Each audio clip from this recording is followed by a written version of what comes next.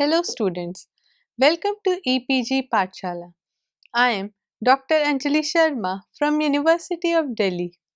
Today we are going to talk on module Global and National Energy Demand Supply Policy and Security under the paper Energy Related Materials. So after completing this module, the students will be able to understand the global national energy demand, supply, policy and security. We'll also study about India, which is a growing economy, and we'll try to understand energy landscape, electricity demand supply situation and policy landscape. Now, the global and national energy demand, supply, policy, and security means in recent years, global energy shortage and ecological pollution problems have created opportunities for fuel cells to replace the existing technologies in variety of applications. Some common areas of application of fuel cells include power for stationary, portable, and transport applications. They are used to provide electricity and heat in a large stationary applications. They are also used to provide power in areas which are difficult to serve by the national grid. In sectors like telecom, they find use in providing backup power. Another promising area of application is their use in portable devices like mobile phone. Due to their light weight and higher operating times, they are seen as a good alternatives to solid batteries. Their application in transport finds its roots in their ability to meet the stringent emission norms. As far as the world fuel cell industry is concerned, most of the activities are concentrated in regions of North America, Japan, and Europe. The areas of expertise range from R&D to a component manufacturer and system integration. Fundamental and applied R&D is carried out in universities as well as by commercial players. A large number of corporations are involved in component manufacturing and system integration. The governments in these regions provide strong funding for the development of fuel cell sector. India's fuel cell industry is not quite developed as compared to the above mentioned regions. Even then it can be considered as a very important and emerging market. An economy growing at a fast pace and a country in need of energy to sustain the growth are the factors that strengthen India's position as a prospective market for fuel cells. New national energy policies of the country that promote the growth of hydrogen and fuel cell technologies to add to the market potential of fuel cells in India.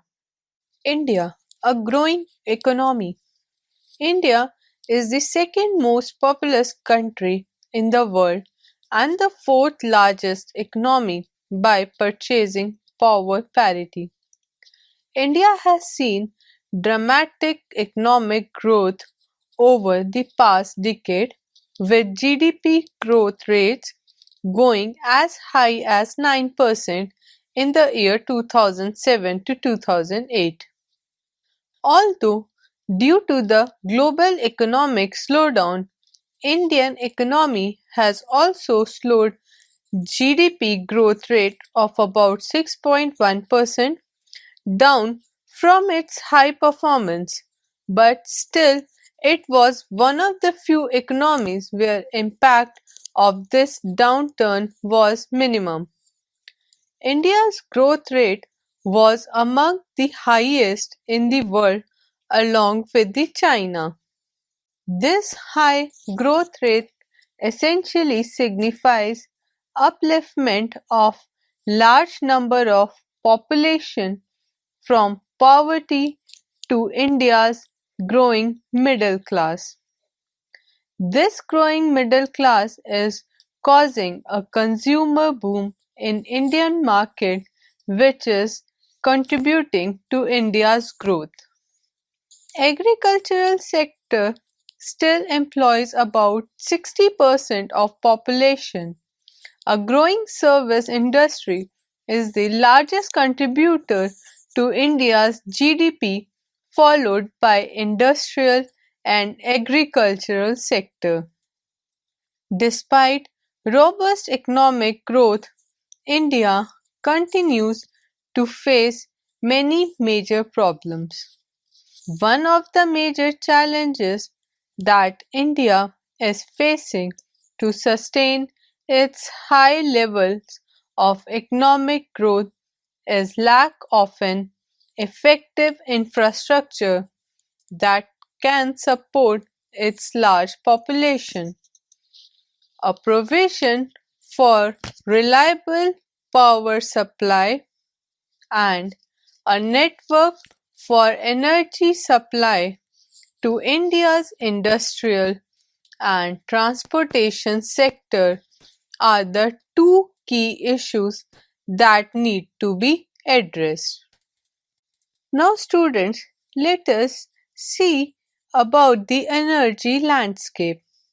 India is world's sixth largest economic consumer, accounting for almost 3.4% of the global energy consumption.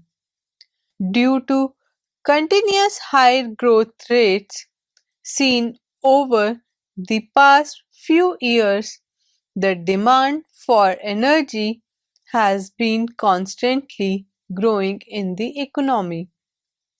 To sustain the growth rate for the next 20 years, India needs to increase its primary energy supply to 3 to 4 times.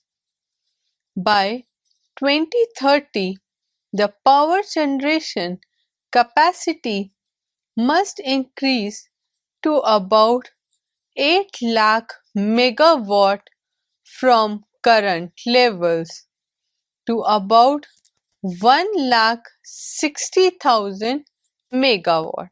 You can see on the screen that the major India's dependence is on fossil fuels.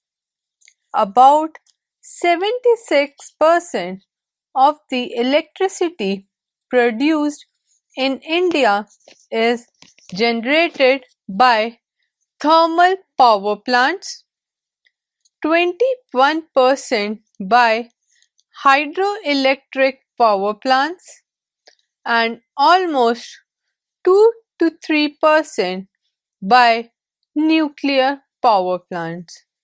India's fuel mix is heavily dependent on hydrocarbons. So the figure given on screen shows the contribution of various fuels in supply of energy.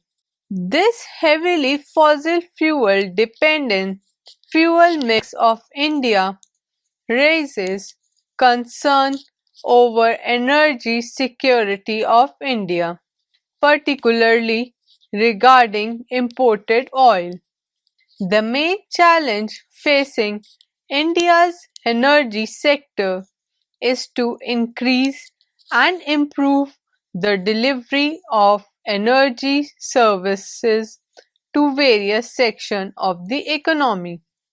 A problem of disparity in demand and supply of energy is another big issue that needs to be addressed.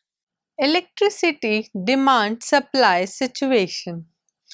So, despite an ambitious rural electrification program and huge additions in power generation capacities, millions of Indians still have no access to electricity, while 80% of Indian villages have at least an electricity line.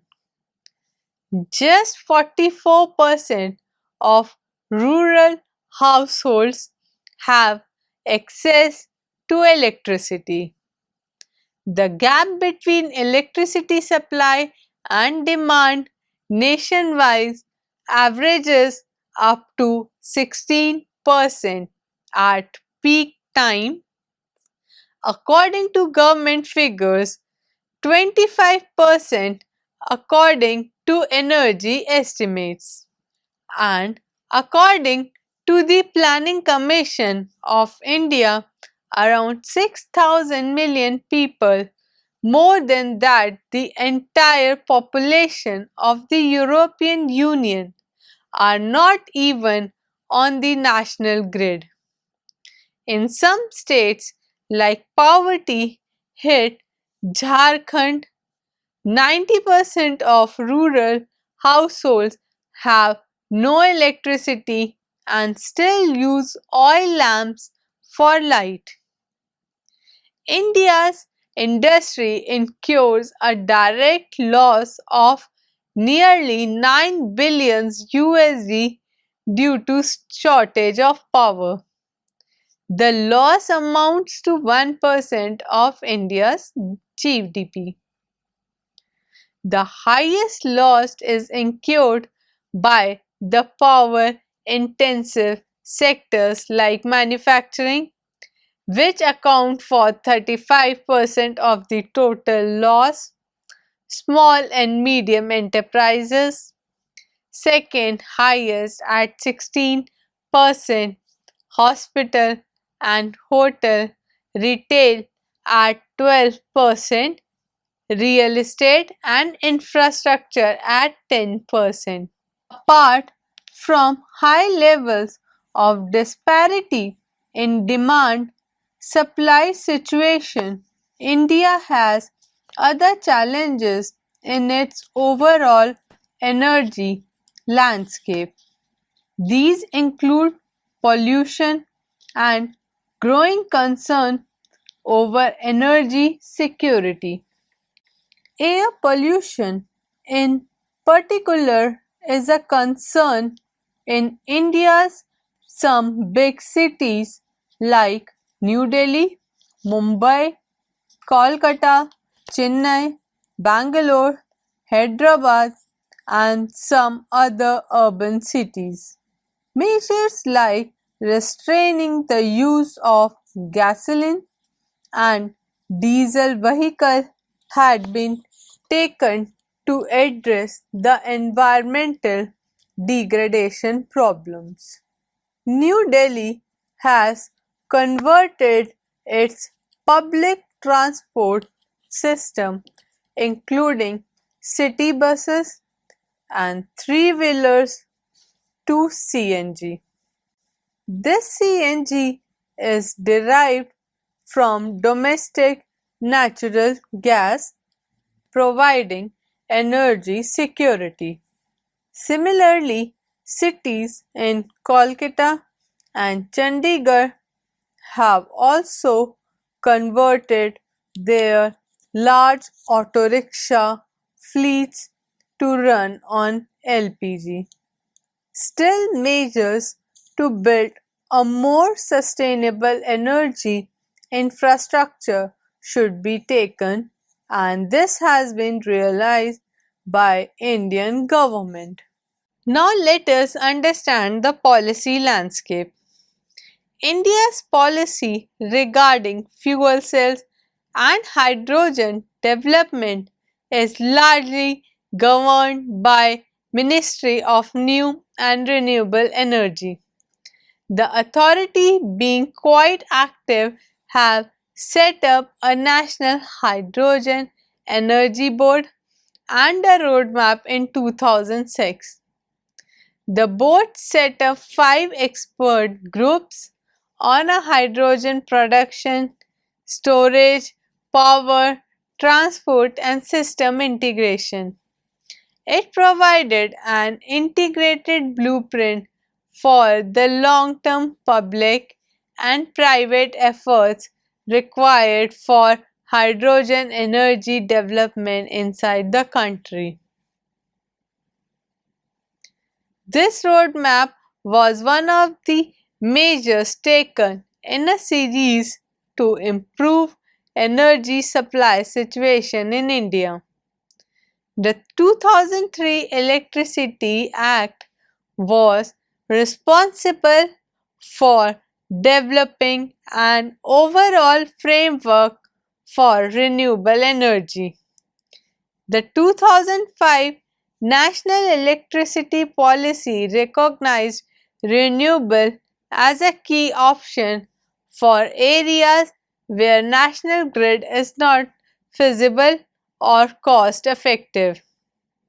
The broad objectives of India's National Hydrogen Energy Program are reduce dependence on imported petroleum products, promote use of diverse, domestic and sustainable new and renewable energy sources, provide electricity to remote, rural and far-flung areas, promote hydrogen as a fuel for transport and power generation, reduce carbon emission from energy production and consumption, and lastly, increase reliability and efficiency of electricity generation.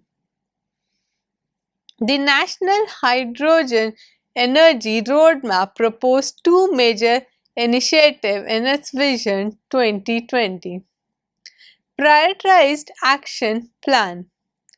The Green Initiative for Future Transport, that is GIFT, aims to develop hydrogen-powered IC engine and fuel cell vehicle ranging from small car to big vehicle through different phases of development and demonstration.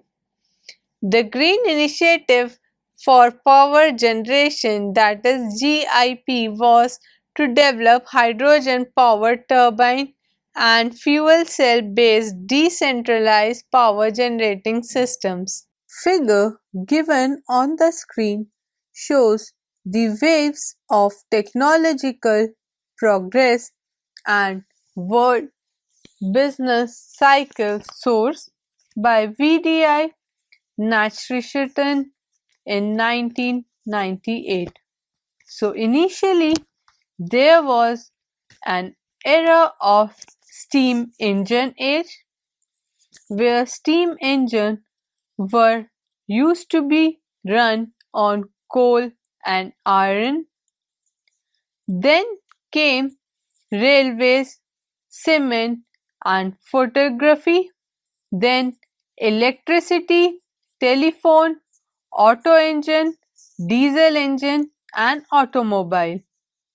Then came the electronic era where plastics, spacecraft, nuclear fission, electronics were in the boom.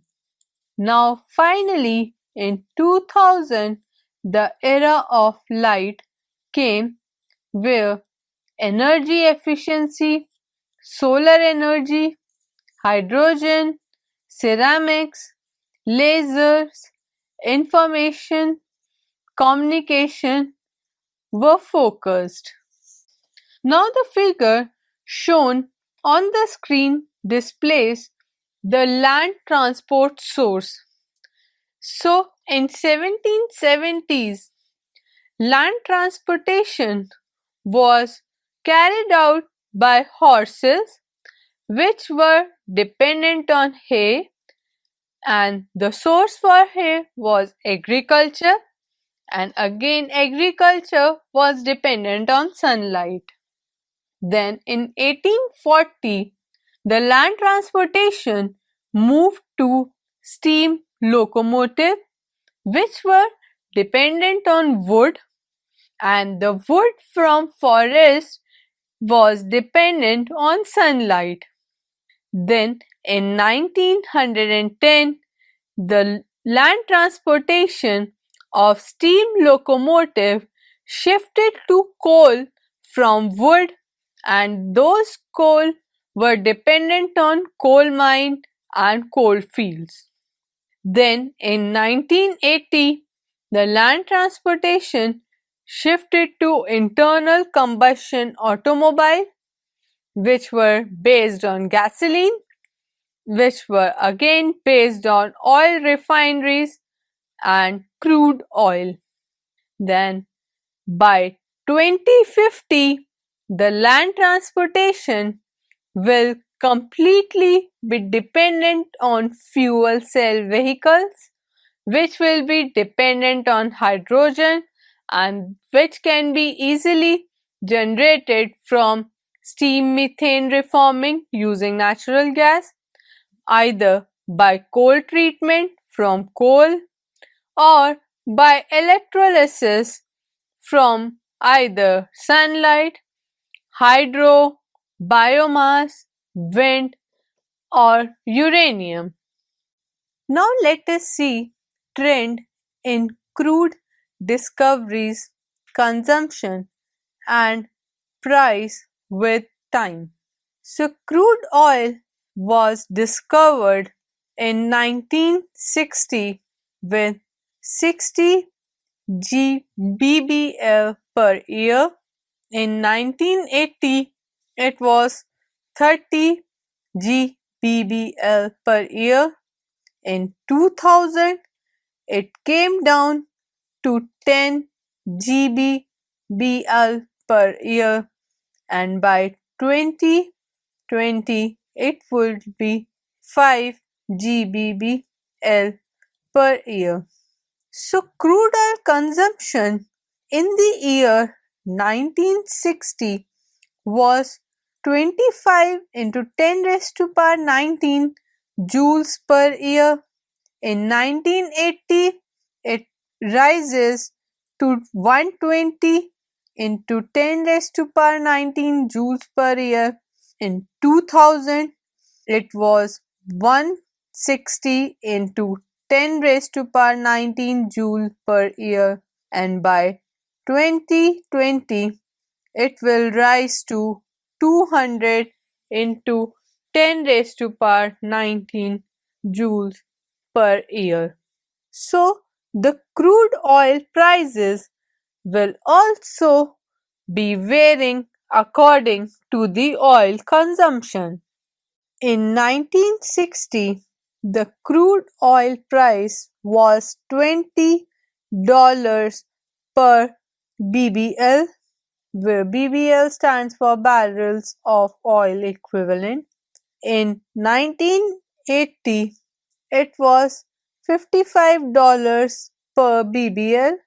In 2000, it decreased to 30 USD per BBL.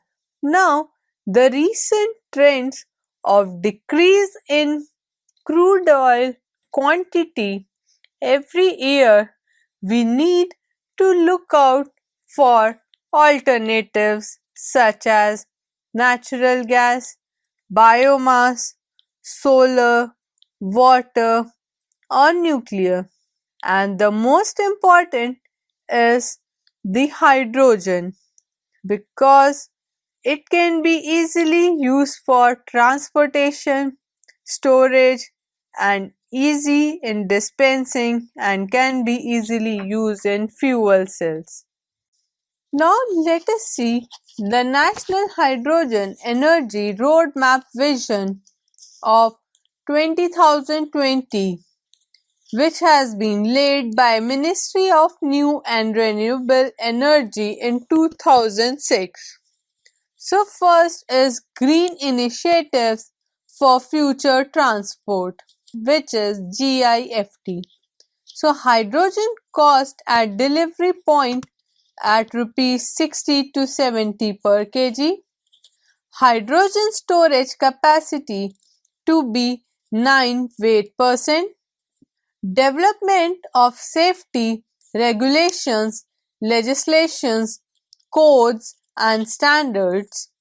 10 lakh hydrogen fueled vehicles will be on road. 7 lakh 50,000 2 to 3 wheelers will be there. 1 lakh 50,000 cars or taxis will be there and 1 lakh buses or vans will be there. Next initiative is Green Initiative for Power Generation or GIP. So hydrogen bulk storage methods and pipeline methods to be in place. Support infrastructure including large number of dispensing stations. 1000 megawatt hydrogen based power generating capacity to be set up, where 50 megawatt small IC engine standalone generators will be there. 50 megawatt standalone fuel cell power packs will be there and 900 megawatt aggregate capacity centralized plants will be there. So students, now let us summarize what we have learnt in this module. We have seen the global and national energy demand, supply, policy and security. We have then studied about the India's growing economy, energy landscape and also studied about electricity demand, power supply and policy landscape. Thank you.